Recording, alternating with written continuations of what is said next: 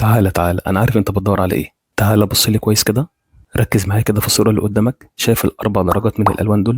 فاكرهم مجرد الوان؟ لا، دول قصة، دول مزاج، دول احساس. في ناس لما تيجي تركب الوان تقول لك اهم حاجة تبقى ماشية مع بعض. طيب وراحة العين فين؟ طيب التوازن؟ طب الاحساس؟ مش كل لون بيليق على التاني، ومش اي لونين تحطهم جنب بعض يبقوا شيك. على فكرة بقى، اللون مش بس شكل، دي لغة بتتكلم. هنتعلم مع بعض ازاي نطلع الاربع درجات من الالوان اللي احنا شفناهم من شوية من ثلاث الوان بس اساسية، وهما الاحمر والاصفر والازرق. جاهز؟ يلا بينا. هنبدأ نتعلم مع بعض تركيبة اللون البني. هنخلط الاحمر على الاصفر على الازرق بنسب متساوية. انا قلت اجرب، وفجأة طلع لي لون بني فخم كده كأنه جاكيت جلد ايطالي. طب ليه؟ لان الثلاث الوان دول هما الاساسيين، ولما بيتجمعوا بيدوا لون محايد، والبني طبعا اولهم. يعني انت بتجيب الحرارة اللي في الاحمر والبهجة اللي في الاصفر والبرودة اللي في الازرق وبتخلطهم كلهم مع بعض بشياكة، بيطلع لك لون بني دافي ناعم كده بيليق على اي حاجة. تركيبة اللون الجملي.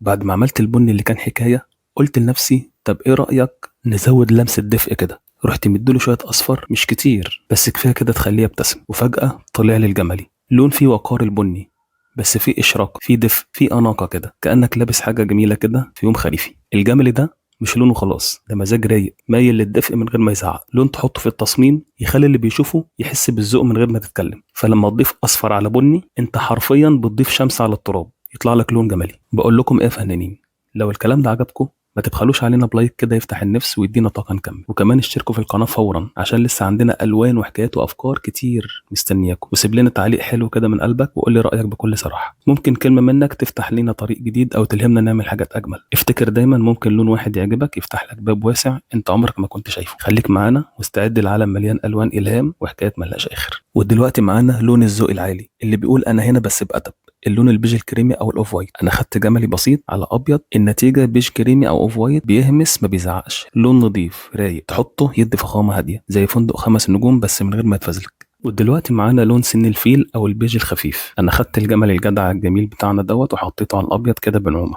بس اكتر شويه من البيج الكريمي، وهوب طلع لي سن الفيل او اللون البيج الفاتح. اللون اللي ما فيهوش دوشه بس كله ذوق، لون خفيف كده على العين، يمشي مع كل حاجه، تحطه في ديزاين يدي هدوء ويديك أناقة، وكأنك بتتكلم بصوت واطي بس الكل بيسمعك. ده اللون اللي يقولك أنا بسيط بس مش عادي. وصلنا مع بعض للون بيج رملي أو الجملي الفاتح. تعالوا نشوف اللون الرائع ده مع بعض يا فنانين. المرة دي خدت الجملي بس زودته سنة كمان وعليت عليه الأبيض بحنية. النتيجة لون كده اسمه البيج الرملي أو الجملي الفاتح. اللون ده أهدى من البيج الكريمي، لون بيمشي مع كل ستايل. وصلنا للون الأخير، اللون البيج العسلي أو البيج المحروق. المرة دي كترت الجملي أكتر من كل المرات اللي فاتت وضفته على الأبيض بخفة كده بس بالعقل. والنتيجة لون بيج عسلي أو زي ما الناس بتسميه البيج المحروق، لون بيعبر عن الفخامة بس بصوت واطي. دلوقتي قدامكم لوحة ألوان متقسمة بشكل رايق وجميل، ومش أي ألوان، دي درجات مختارة بعناية كلها نعومة وأناقة. بدأنا بأول لون الأوف وايت أو البيج الكريمي. هنشوف في الآخر فرق الدرجات مع بعض. لمسة هادية جدا بتدي إحساس بالنظافة والرقي، مريح للعين جدا، كلاسيكي كده في كل حاجة. هكتب لكم الكود الخاص بكل لون على كل مستطيل علشان تستخدموه بسهولة في أي مشروع، سواء تصميم أو ديكور أو حتى اختيار باليت ألوان. لون سن الفيل، لون دافي وخفيف ما بين البيج الهادي والرمادي الرايق، تحسه لون كده فيه لمسة ترابية ناعمة كأنه وش نسمة ماشية كده على الأرض مفتوحة ومليانة هدوء. لون مش بيزعق ولا فيه صخب، مش صريح قوي زي الأبيض ولا غامق تقيل قوي. هو لون بيعرف ياخد مكانه في أي تصميم بذوق وهدوء، بيملى لك الفراغ بس من غير ما يضغط على العين. تحطه في خلفية يبين لك التفاصيل أحلى، تحط لون أساسي يدي للتصميم وقار وأناقة. نشوف بقى مع بعض اللون البيج الرملي أو زي ما بنسميه الجمالي الفاتح. لون فيه دفء أكتر من اللي قبله، تحسه كده واخد حنية الشمس على رملة ناعمة ومريحة. لون فيه لمعة خفيفة مش باينة بعينك بس بتحسها بقلبك، كأنك واقف في مكان مفتوح والدنيا كلها حواليك دافية ومنورة بهدوء. وآخر لون معانا البيج العسلي أو البيج المحروق.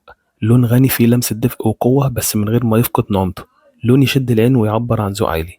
وزي ما وعدتكم هكتب لكم حالا الأكواد بتاع كل لون على كل مستطيل. خليكم معايا، لسه جايين بحكايات ألوان تانية كتير تفتح النفس أكتر وأكتر. بقولك إيه يا فنان، لو دي أول مرة تنورني هنا في القناة فدي فرصة جميلة جدا نكمل المشوار مع بعض. دوس لايك حلو كده واشترك بسرعة.